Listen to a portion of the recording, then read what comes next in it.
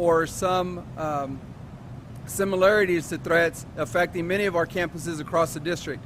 As I've said before, we take all these threats very seriously. And so we began our investigations to look into the threats and to determine, if we could, who was involved, and if we could, we would charge those individuals as the law would allow, if we could develop probable cause on those individuals. Today, we did have an arrest warrant issued for one individual. Since we've had that warrant issued, that individual has self-surrendered. They have turned themselves in to Travis County Jail. That individual was charged with terroristic threat because of their post that they made regarding Akins High School. What I can tell you is that these are copycat situations. Not one person is responsible for all the threats. We believe that one person may have started this trend of making these clown posts, but others have kind of joined in thinking it's a prank, it's funny, whatever the case may be. Ultimately, it's caused great concern and fear for our parents and our student body. And because of it, we've gone ahead and investigated each of them fully. And today we have made the first arrest for those threats. The individual's name is Noah Hollingsworth, and he was again charged with terroristic threat. It's a Class B misdemeanor. He self-surrendered and turned himself into the Travis County Jail this afternoon, shortly before 2 p.m., probably within the last 20 minutes. And so we are working to finish the process with him at the Travis County Jail. That doesn't mean we're done. We continue to investigate all of these threats as they come in, but the message today is that we do take them very seriously. If you're participating in these threats, we ask that you stop. If you think it's funny to post clown photos and mention schools and mention that you're going to be there at a certain time, or that you're watching those campuses, we ask that you stop. We're taking all of these as a group collection of investigations, and if we catch you, you will face criminal charges. Any questions? What was the guy's name again? Noah. Noah Adam Hollingsworth. Hollingsworth. Was this a student? This was a student at Akins High School. Senior, junior, can you say what? I don't know what grade he's in. What school again? Akins High School. Parents, of course, want to know if their kids are safe walking to and from school. What I would say is that we always want our students to be safe as they travel to and from school, and of course while they're at school obtaining their education.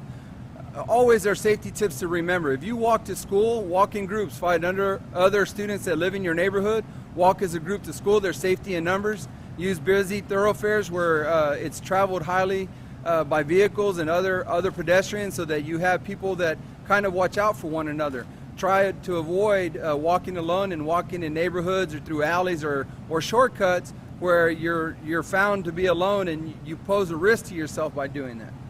What are some of the things that were said in this person's post? In this person's post, they vary. Some of them were pictures taken within the school and posted out on these clown sites. Certain posts like, "I'm watching you," "I'm here with you," stuff like that. And so again, it's a collection of all of these posts together. One may not necessarily be a direct threat, but when you take the totality of all the various posts we're seeing across our school district, it's easy to show that based on your post, your sole reasoning is to instill fear. And what we don't want is, we don't want our student body and our parents to be fearful of their students at school. And so again, we investigate these things and we make the arrest when necessary. Would there be more? On this, but the role of social media is not only for these posts coming in, but for you guys to be able to maybe pinpoint.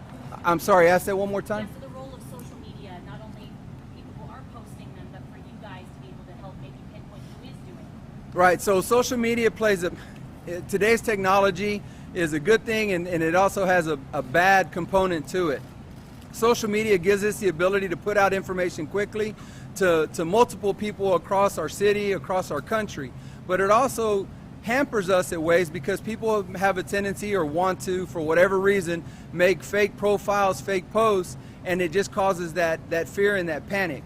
And so we as investigators and police officers, we have to be knowledgeable about social technology to be able to use it in a way where we can actively investigate these cases and determine ownership of the Facebook profile or the social media profile, and be able to tie that profile to an individual where we can determine that they've committed a criminal offense and make the arrest. Was that the case in this? That was the case in this. I do have copies of the affidavit that I will provide to you for this arrest, and you'll be able to see exactly what we did and how we were able to come about. I will tell you that once we identified the suspect in question and interviewed him, he was cooperative and he did confess to the fact that he did create the profiles. Is he remorseful at all? Did he understand? I don't know about his overall feeling about this. I would assume that he's remorseful, but I didn't have an opportunity to talk to him, and I haven't talked to the detectives that interviewed him to determine if he was remorseful or not. Outside of the threats made against Akins High, has he shown any evidence, or has there been any evidence that he was responsible? No, we don't have any evidence to tie this individual to the other posts that have occurred at other schools across our district. Could there be any more arrests? Yes, there could be more arrests. Again, just because we've conducted an investigation on some of the Akins posts and we've been able to tie that investigation to this individual doesn't mean we're done. We will continue to investigate the rest of the posts, and if we have probable cause to believe that you committed an offense by making those social media posts, we will arrest you for that offense depending on the elements of the offense. Would you say he was working with other kids doing this, or was it by himself? No, we believe that in this instance with his post, he was acting alone. At any point did he actually wear a clown costume or go out and be part of one of these sightings? Or was it strictly online? What we have is strictly online posts. We haven't had any sightings at any of our campuses that we have been able to confirm. I think we may have had one where a student says they believe they saw a clown near the school but not at the school. And so we haven't had any sightings on any school campus to date, and we hope not to. You know, we want really our community to understand, you may think it's funny, but it's not. It's not funny to the students that attend a campus, and it's not funny to their parents. Parents, when they send their children to school, they want to know that they're safe, that they're receiving an education while they're away at work or doing whatever it is they need to do. And so if you're out there and you think that you want to participate in this because you think it's funny, think again.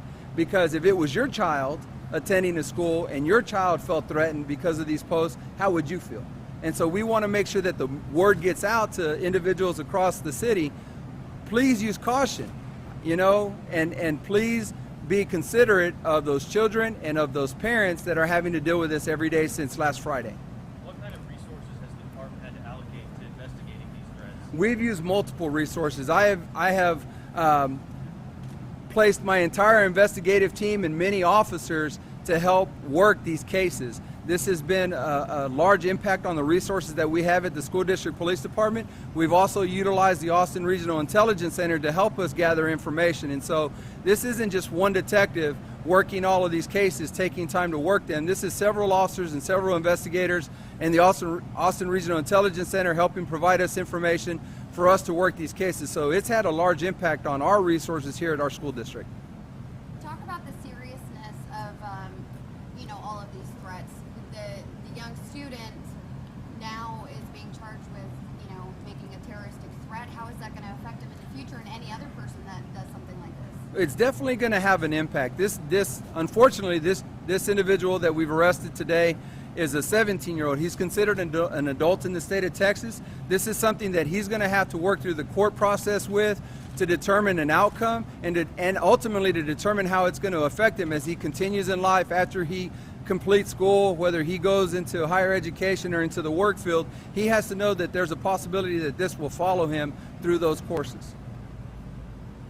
Any other questions?